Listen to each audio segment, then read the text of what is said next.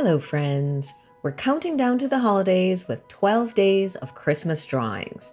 The goal of this mini-series is to kickstart a daily habit of painting in Procreate in a fun, low-pressure way. So I invite you to grab your pencil, get comfy, and draw along with me. Today we're going to be painting Mistletoe.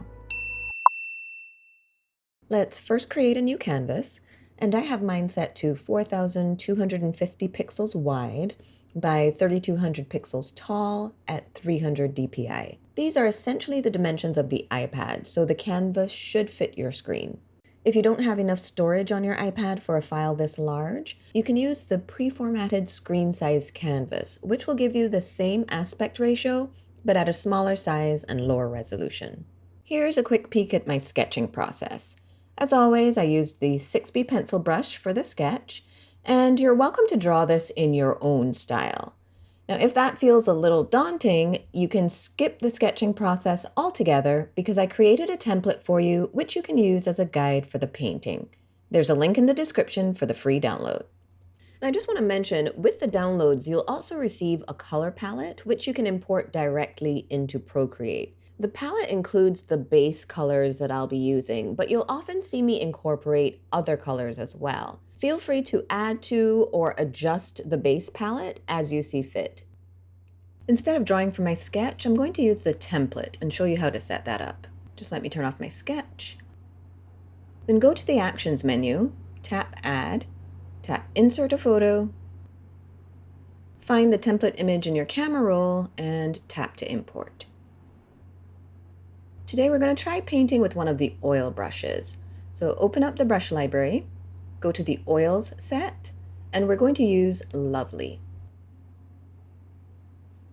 Since we're using an oil brush, let's also use a canvas background to help it look more realistic. So I'm going to go back to the Actions menu. I just did an import, so Add is already selected. Tap Insert a Photo, and this time I'm going to import this canvas image that I already had saved. I'll leave a link in the description for where I found this free download. Make sure you have the canvas background at the top of your layer stack. So the canvas texture should be first, then the template or your sketch below that. I actually have my sketch saved in another file, so I'm going to delete it here since I'm using the template.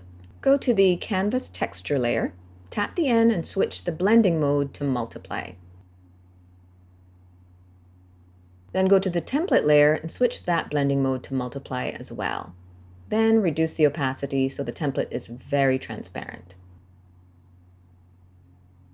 Now create a new layer and drag it to the bottom of the stack so it's below the texture and the template. I've chosen the bright green from the palette and I've got my brush size set to about 3%. We're going to paint the stems first. Now you'll notice on the template that some leaves are overlapping each other. You see how this one is in the background? So we're going to start by painting all of the foreground leaves on this layer. Let's start with this center stem, and we're going to just follow that line all the way down. When you get to the leaf, go ahead and outline that shape. While we have the brush at this small size, go through and paint all the stems and outline all the foreground leaves. This brush is interesting. At times it's quite creamy, but every once in a while you'll see a bit of dry texture come through.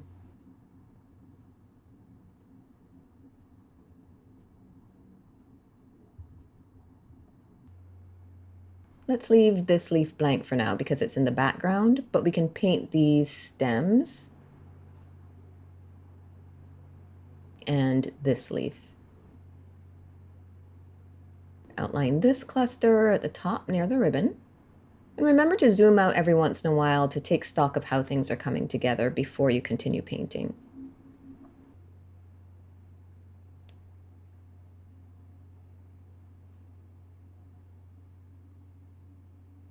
Let's see, I think I'll leave this stem, these two leaves, and this leaf blank for now and paint them on a different layer. I'll paint this last section here.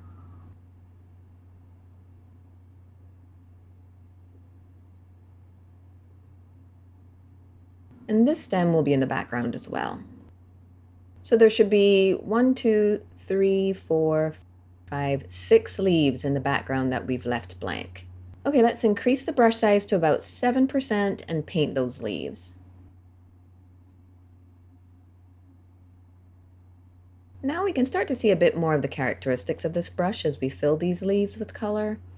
That dry texture that I mentioned before does show up occasionally, but for the most part, this brush is really creamy, like you'd expect when painting with oils. And there's a little value shifting that happens occasionally as well. Once you've painted all those leaves, turn off the template for now, and we're going to add a second color to these leaves. Stay on the same layer and choose the mint green from the palette. We're going to add a few strokes of that second color to each leaf. I'm using short, light strokes here, and this doesn't need to be too precise, just stay within the leaf shapes. We're going to blend these colors in a minute, which is why we're working on the same layer and not using a clipping mask. When you're done adding that second color, tap and hold the smudge tool to set it to your current brush, which is lovely. Then you can use the smudge tool to blend and soften the transitions between those two colors. Especially in areas like this where there's a sharp shift in color.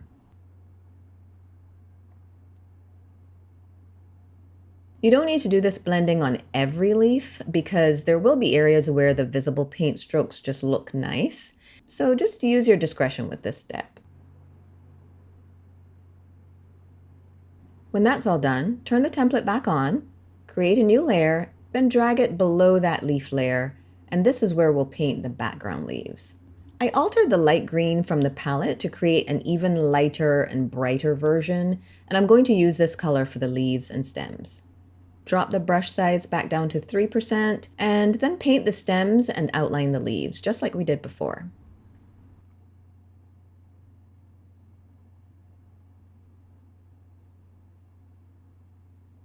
Then you can increase the brush size to paint those leaves.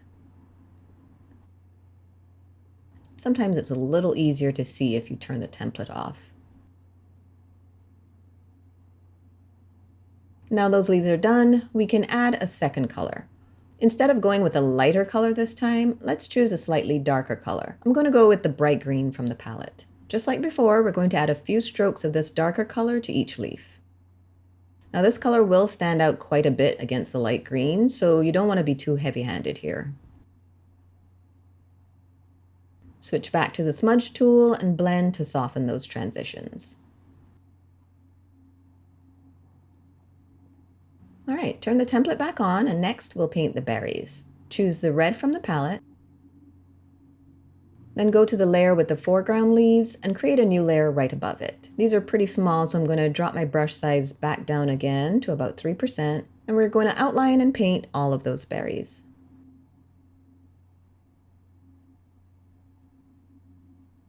Now this one is supposed to be partially hidden by the stem, so we can first paint the full circle, then go to the berries layer and drop the opacity down. Go to the eraser tool and make sure that it's also set to the lovely brush. Drop the size on the eraser tool all the way down, then erase those areas. This actually needs to be a little bit smaller. So you're just going to erase those parts of the berry that should be hidden by the stem. Then you can turn the opacity back up on that layer. This one is also supposed to be in the background, so I'll do the same here as well. Drop the opacity on that layer, switch to the eraser, and erase the section that will be hidden behind the leaf. Don't forget to turn the opacity back up when you're done. Okay, all the berries are painted. Now let's add a little shadow to each one. Let's stay on the berries layer, and we're going to choose the deep red from the palette. Let me turn the template off as well. So we're just adding a little curved line to each berry in this darker color.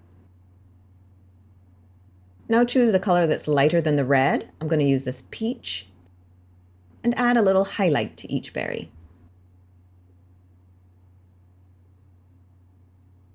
Before we move on, let's add a line down the center of each of these leaves. So tap on the layer with the foreground leaves and create a new layer above it. Then choose the holly green from the palette. We're just going to add a line to the center of all of the foreground leaves. In a minute, we'll use a different color for the background leaves. All right, the foreground leaves are done. Now let's choose a color for the lines on those background leaves. I'm going to alter the bright green from the palette to create a slightly darker version. Then go ahead and paint those lines. So you're going to use a fairly light touch here, and the lines don't need to be particularly straight. Some can curve a little. Okay, let's turn the template back on. Create a new layer above the berries, and we're going to paint the ribbon. Switch to the red from the palette, then outline and fill that shape.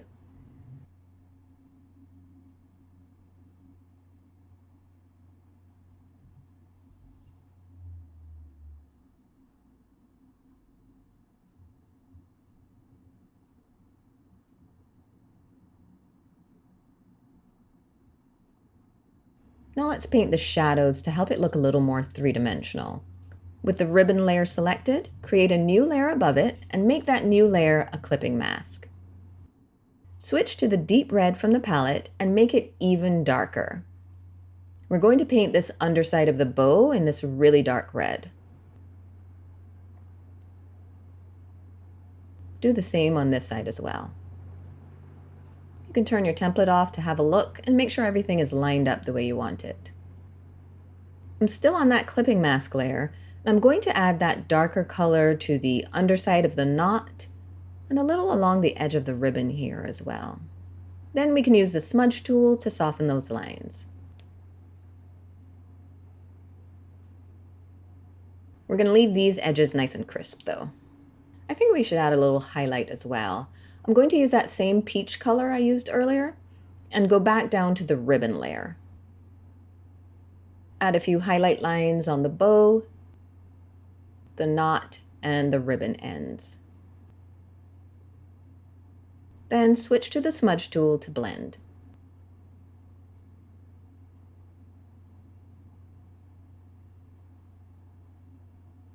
That's looking pretty good, and I think we could call it done, but I want to add a dramatic dark background. So I'm going to switch to the holly green from the palette, and let's use a different oil brush for this. So go back to that set, and let's switch from lovely to kombu, and make sure the brush size is all the way up to 100%. We're going to create a new background layer. So create a new layer and drag it all the way down to the bottom of your layer stack. We're going to start with horizontal paint strokes all the way across the canvas. Now this brush will look really streaky and terrible at first, but don't panic. Add another layer of color, this time on a diagonal, and you can see that it's already looking more solid. Then you can paint with a circular motion to fill those last few visible lines. We want to eliminate the streaks, but we don't necessarily want the background to be completely smooth because those slight shifts in value help to make it look a little more realistic. The last thing we're going to do is add a few dots and specks to finish things off.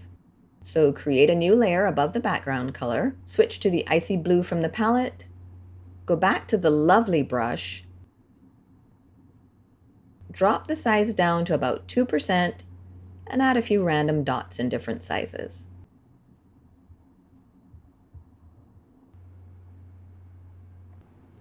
And we did it. There's our lovely mistletoe painting.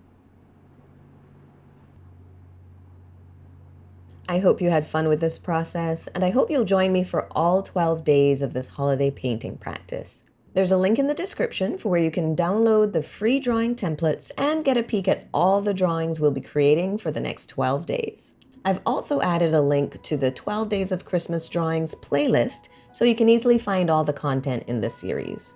If you enjoyed this video, I'd love if you'd give it a thumbs up and subscribe to my channel. Thanks for watching.